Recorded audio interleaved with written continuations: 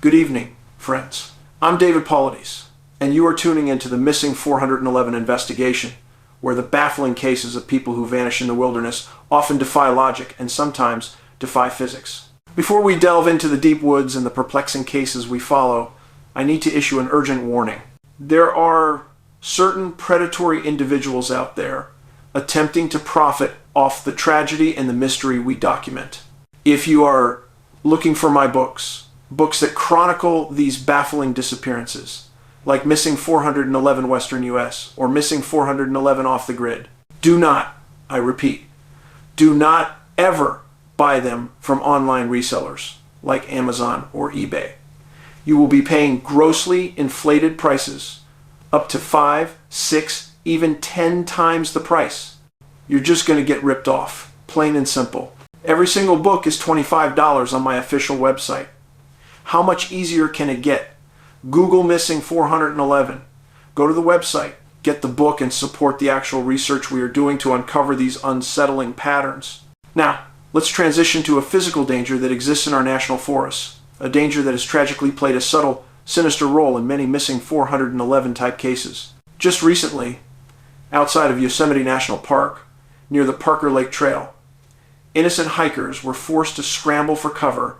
This was in the Ansel Adams Wilderness, where frantic 911 calls came in reporting bullets flying overhead. The dispatcher could hear the shots over the line. They soon located 3 people who were simply target shooting, but doing so with a total disregard for the lives around them. This is critical, especially as hunting season is upon us. When you are in the woods, you must know your backdrop. You set your targets right against the base of a huge hill or mountain so that your bullet stops dead, preventing it from becoming a deadly, wild bullet. This isn't just safety advice.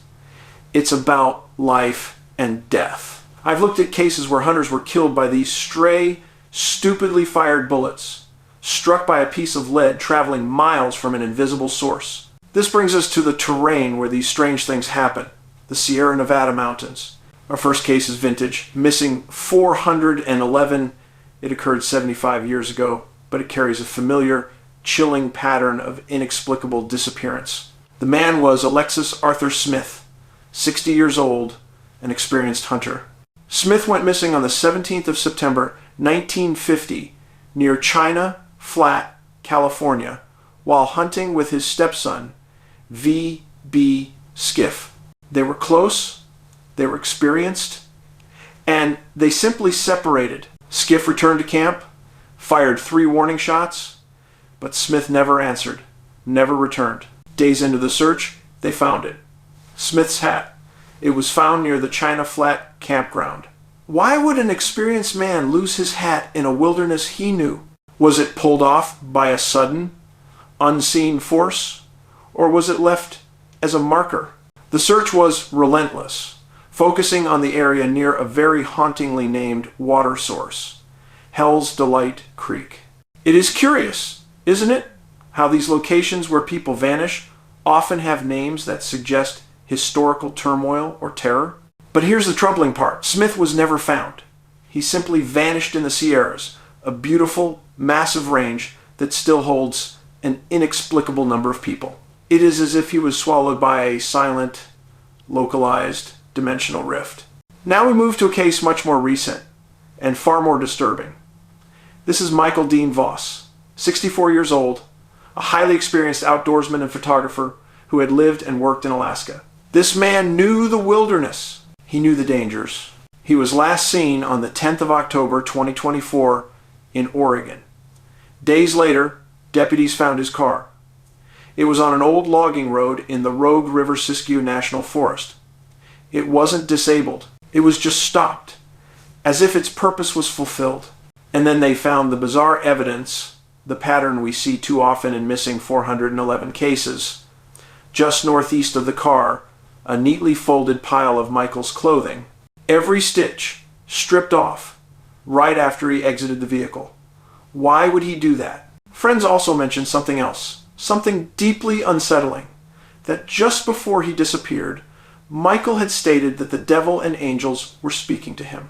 This is where the mundane explanation ends and the mystery truly begins. What causes an experienced man to strip completely naked and walk into the unforgiving wilderness? Is it simple hypothermia, or is it a deliberate external command? I've heard accounts from abductees claiming they were told by some unseen entity that they had to remove their clothes. We have to consider the unthinkable. Is the human mind merely a receiver? Is there a subtle, powerful entity, a form of paranormal activity that can pierce that consciousness and issue a directive, leading people off trail and into the void? Smith, gone in 1950, leaves behind a hat. Voss, gone in 2024, leaves behind a pile of clothes.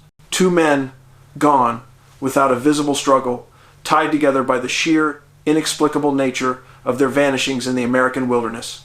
They were in remote areas where high strangeness is often reported, where certain primal forces may still hold sway. Is it a territorial challenge from a cryptid like Bigfoot, or is it something far older, perhaps even related to the energy anomalies of a time travel mystery? The truth is, the more we study these cases, the more we realize that a significant portion of these disappearances cannot be explained by accident or crime. There is a powerful, unifying element to the missing 411 cases that remains just out of reach. I appreciate you being here. Even my own dog, Huck, he often hears things I cannot. He knows there is something out there. The only thing we can control is our vigilance and our awareness of these unexplained phenomena. Remember, safety must always come first. Know your backdrop. Know your surroundings. Be kind. This is the Kindness Evolution Revolution. I'm David Paulides, and I will continue to bring you the truth behind the missing 411 phenomena. Paulides out.